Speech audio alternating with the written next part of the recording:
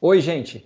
Sou Álvaro Peixoto, diretor-geral da Barenbrug do Brasil, e hoje no nosso Papo Barenbrug eu converso com o médico veterinário e consultor de mercado Eduardo Valias Vargas e falamos muito sobre a realidade da pecuária de leite e corte a pasto, de forma descontraída e inteligente.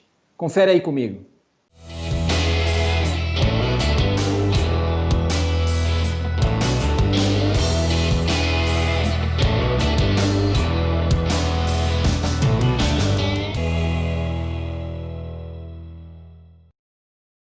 Ô, Eduardo Valias Vargas, como vai?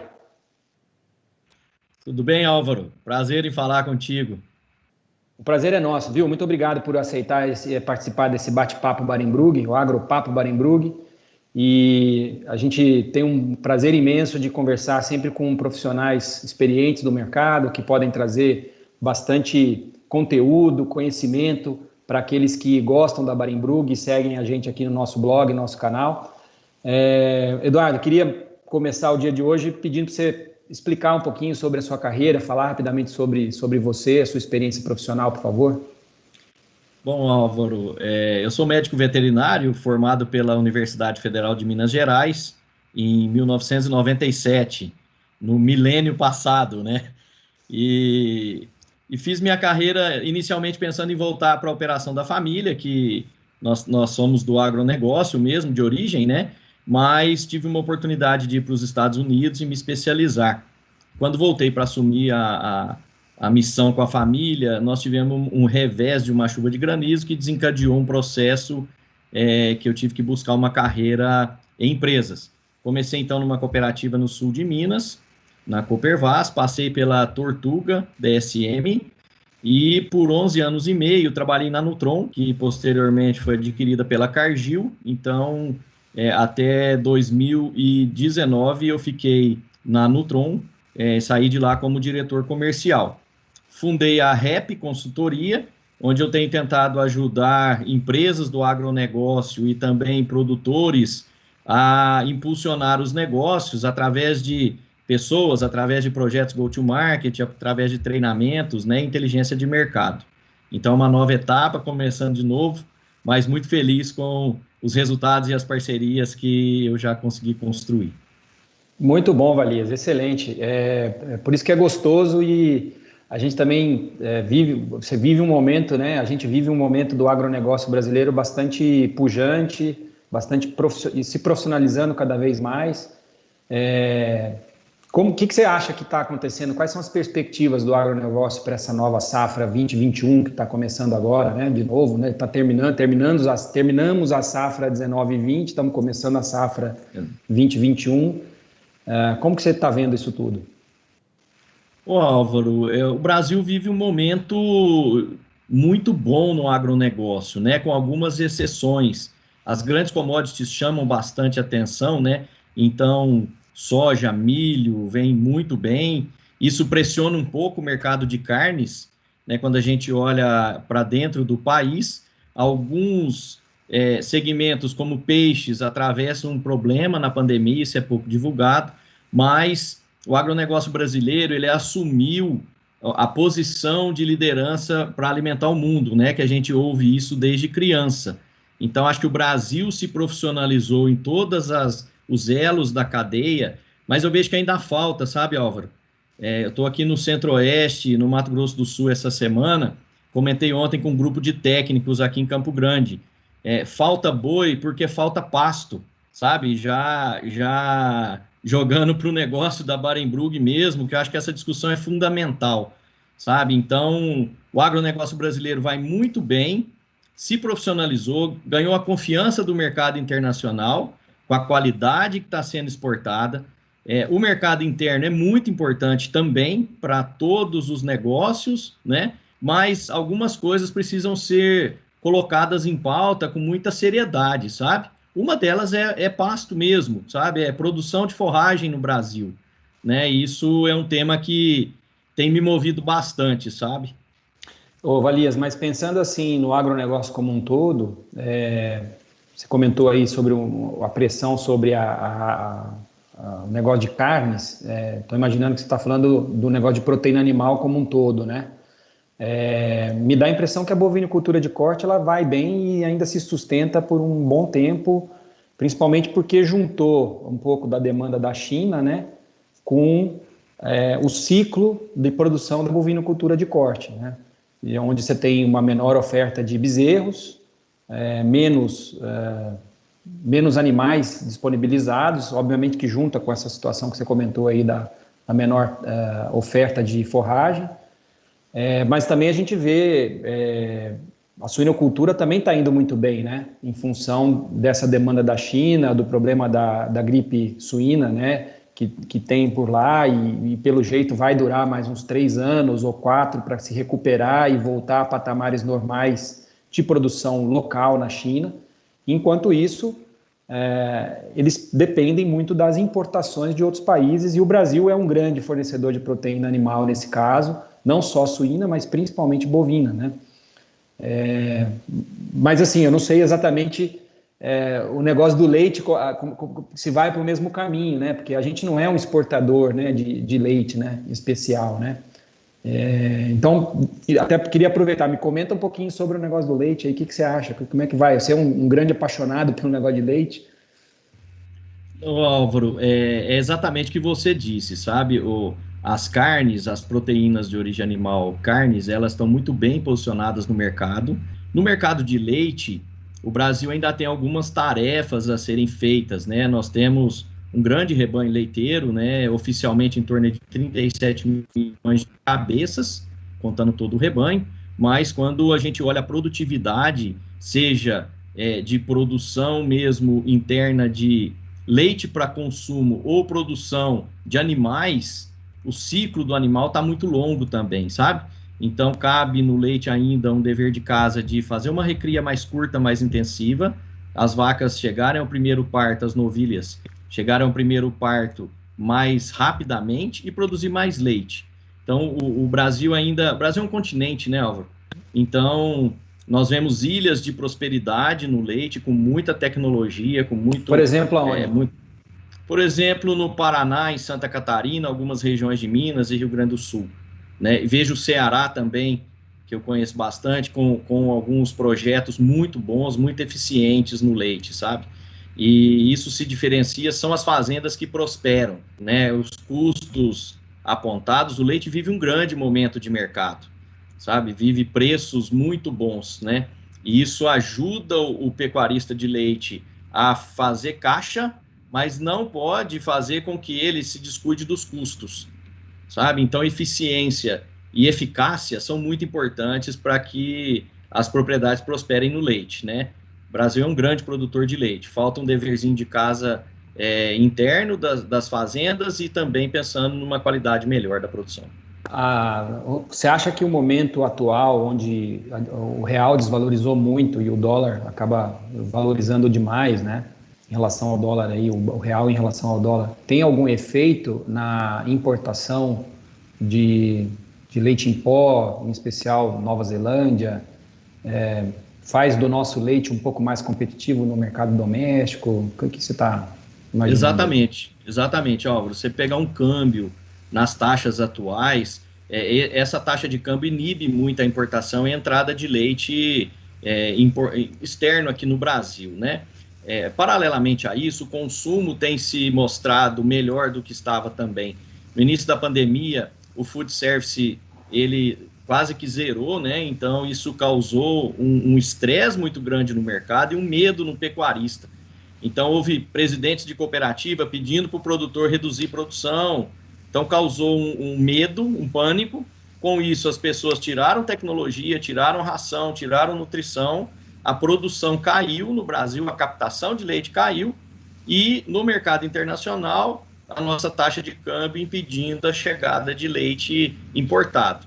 Então, essa conjuntura, né, levou a uma queda de braço da indústria de laticínios por matéria-prima, né, que elevou os preços, né? Então, assim, eu vejo, Álvaro, que é muito importante para o produtor ele ser, sim, otimista em qualquer mercado, mas deixar a euforia de lado, sabe? O que me preocupa é um ambiente de euforia, né? Que aí o produtor, muitas vezes, ele é até orientado erroneamente a aumentar gastos e não investimentos.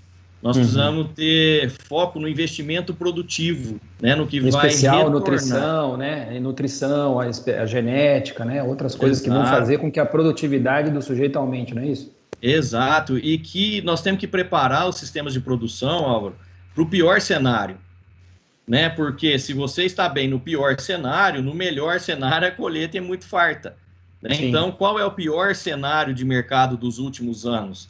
E eu, produtor, consigo atravessar esse pior cenário com o que eu estou fazendo hoje? Ou eu estou aumentando uma armadilha futura, sabe?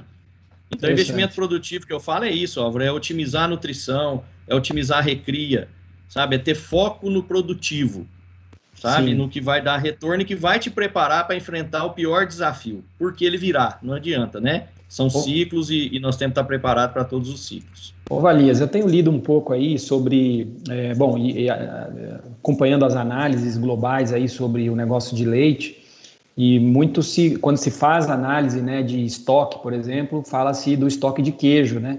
Porque ali se carregam vários litros de leite, né? Um quilo de queijo, dependendo do queijo, vão no mínimo 6 litros de leite a 12 litros de leite, dependendo do queijo que você está produzindo aí. E alguns queijos são de longa duração, longa durabilidade, né? Um shelf life maior e tal. E pelo que a gente andou vendo aí com esse assunto da pandemia, houve uma certa mudança no perfil de consumo, né? Do derivado do leite e dos seus derivados. Então, diminuiu-se aí o consumo do leite in natura e aumenta o consumo do leite, do queijo, né? Do leite em formato de queijo, de processados. Qual é a tendência, né? Passada a pandemia, quer dizer, a agroindústria do leite vai conseguir se movimentar para adequar isso de forma tranquila? Será que parte do aumento do leite que houve recentemente também não vem porque diminuiu a oferta de leite in natura e acaba aumentando a oferta de outros queijos e outros processados? Qual que é a ideia que você tem? Ô Álvaro, nenhum de nós sairá dessa pandemia da mesma forma que entrou, né?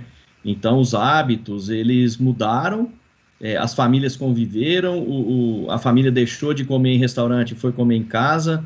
Muitas vezes ninguém sabia cozinhar, já não sabia mais cozinhar, então voltou a fazer receitas gourmet, etc., né? E isso aliado a uma tendência que nós já vimos na cerveja, no café, na carne, né? No leite eu não vejo que seja diferente. As pessoas querem uma gourmetização, mas não pela vaidade da gourmetização, mas pela experiência do produto, né? Então eu já vejo investimentos, então laticínios recebendo investimentos para produzir queijo e criando uma dinâmica nova no mercado. Já tem produtor recebendo leite todos os dias, recebendo o dinheiro do leite, pagamento diário pela entrega do leite em projetos de queijos finos, né? Então, o Brasil tem essa oportunidade nos nossos lares, mas também como um exportador de queijo de qualidade, né? Isso está acontecendo no vinho. Hoje a gente vê no sul de Minas produção de vinho fino, esse vinho começando a ser exportado, né?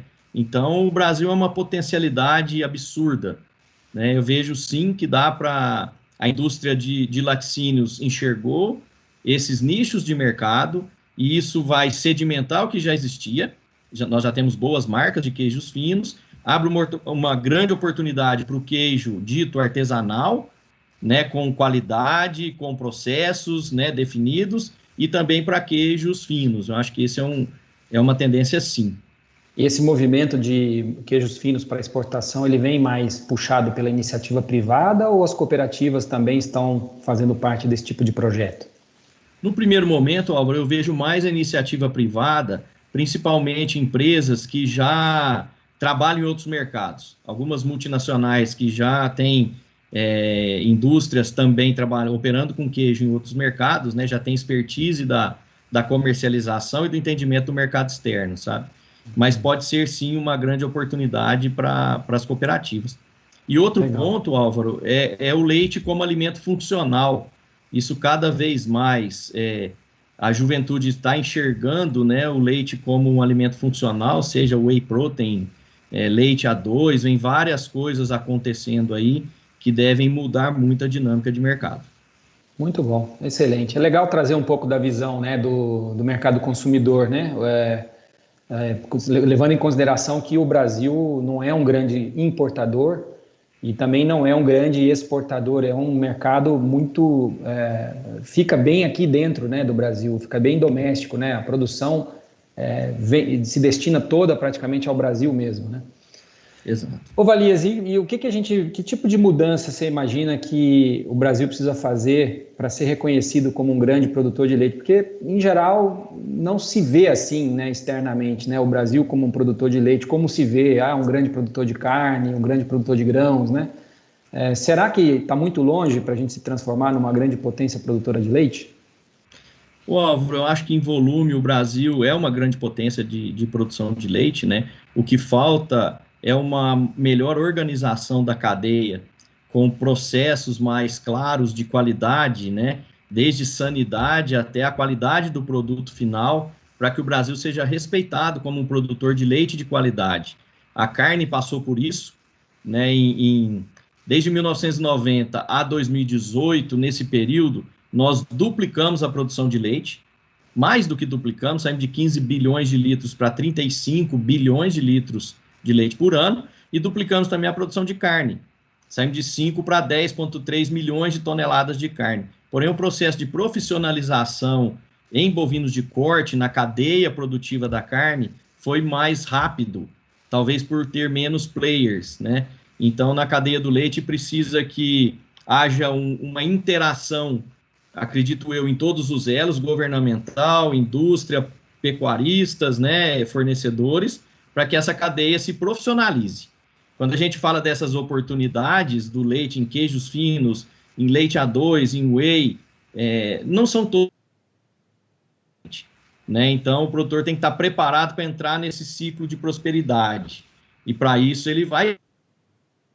Então, falta, na minha visão, um processo de profissionalização estruturado para essa cadeia.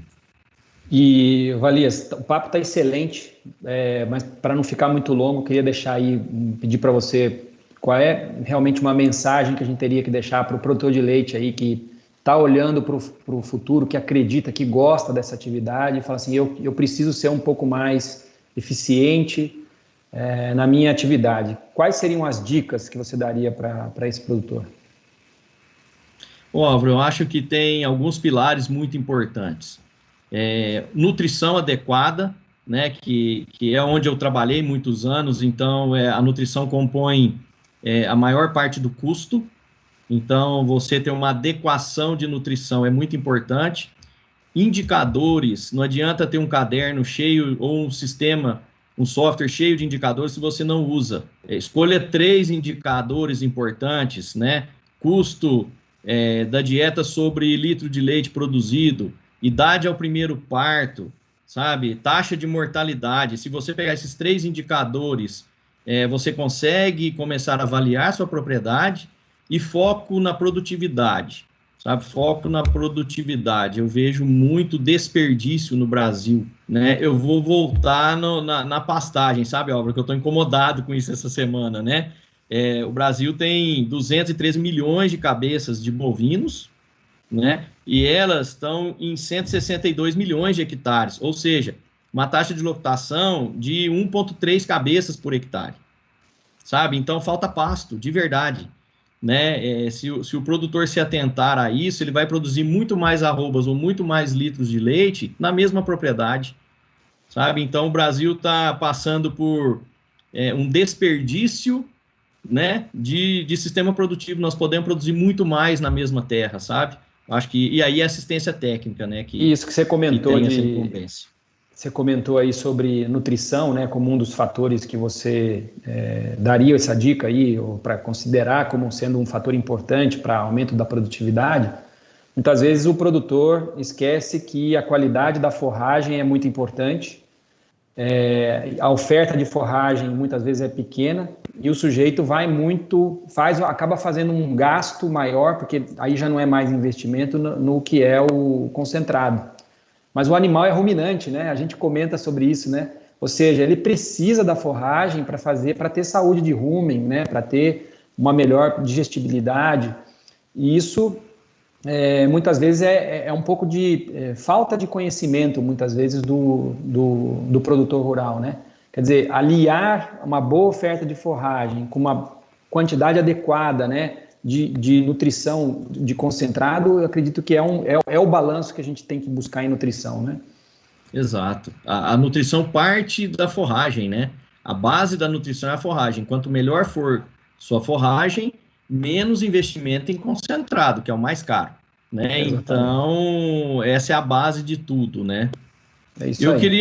Eu queria te perguntar também, Álvaro, rapidinho. Vamos aqui, quais são os desafios que você vê para o produtor de leite, principalmente, sabe? E de corte, e como que vocês também estão se preparando para atender esses desafios? Legal, obrigado pela pergunta. Bom, a maneira como a gente vê aqui o negócio, a Barenbrug é uma empresa de tecnologia, não é só uma empresa que faz sementes para vender sementes de forrageiras no mundo, né? E no Brasil não é diferente. A diferença é que aqui no Brasil a gente se especializou em forrageiras tropicais. E são poucas as empresas hoje que investem em pesquisa e tecnologia nessa área. Então, a gente olha aí o mercado de forrageiras brasileiro de forma geral, é um mercado, de alguma maneira, antigo, né?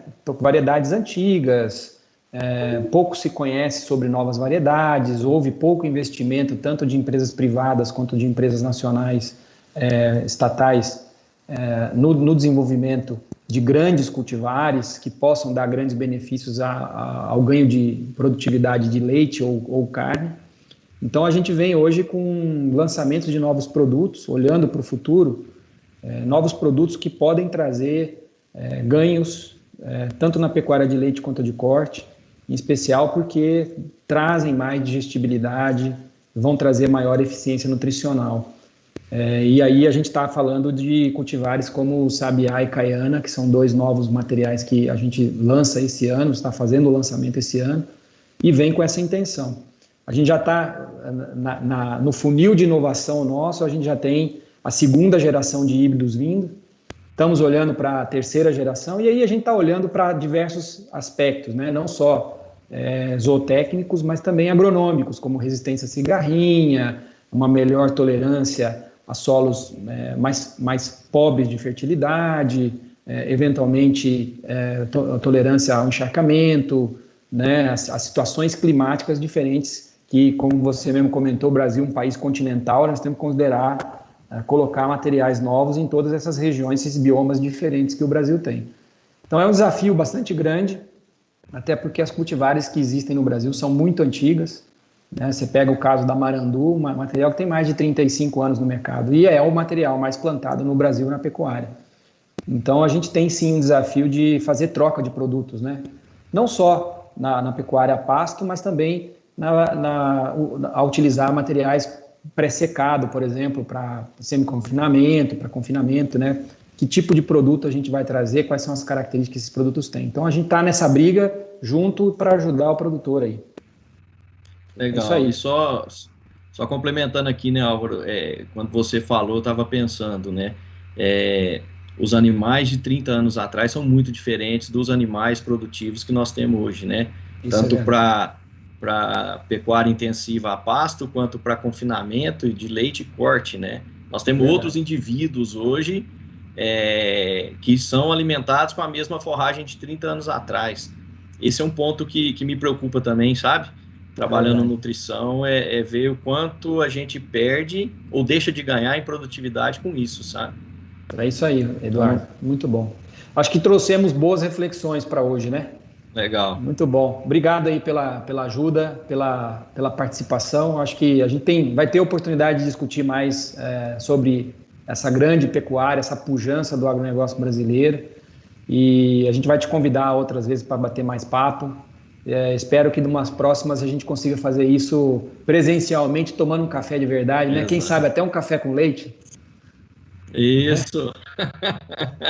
É isso aí, Valias. Eu que agradeço. Muito obrigado, viu? Valeu. Abraço.